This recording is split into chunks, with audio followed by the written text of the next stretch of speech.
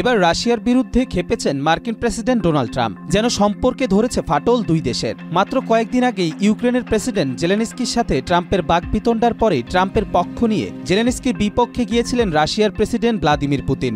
আর এবার মাত্র কয়েকদিনের ব্যবধানে নিজেই শিকার হলেন ট্রাম্পের নিষেধাজ্ঞার। কিন্তু কি এমন হলো যে হঠাৎ খেপে গেলেন ট্রাম্প, দিলেন নতুন নিষেধাজ্ঞার হুমকি?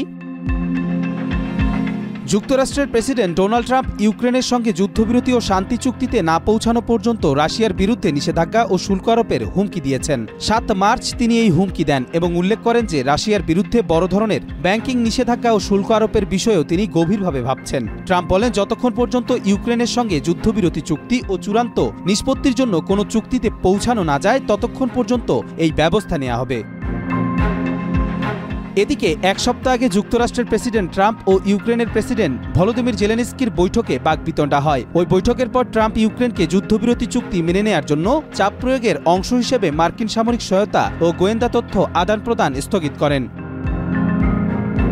ট্রাম্প রাশিয়ার যুদ্ধ প্রচেষ্টাকে নিন্দা জানিয়ে বলেন, রাশিয়া এখন ইউক্রেনকে একেবারে ধ্বংস করে দিচ্ছে। তিনি মস্কো ও কিয়েভের উদ্দেশ্যে দ্রুত আলোচনার জন্য আহ্বান জানিয়ে বলেন, যত তাড়াতাড়ি সম্ভব আলোচনার টেবিলে বসুন, যেন এই যুদ্ধের অবসান সম্ভব হয়। আফগানিস্তানে যুক্তরাষ্ট্রের প্রত্যাবর্তন ও তালেবানের সঙ্গে সংঘাত এবং চীনের ক্রমবর্ধমান প্রভাব এখন বিশ্ব রাজনীতির গুরুত্বপূর্ণ ইস্যু হয়ে উঠেছে। এখন দেখার পালা ট্রাম্পের ভয়াল থাবায় কতটা থমকে যায় আফগানিস্তান, নাকি আফগানিস্তানের নতুন কৌশলে পিছুপা হটে যুক্তরাষ্ট্র।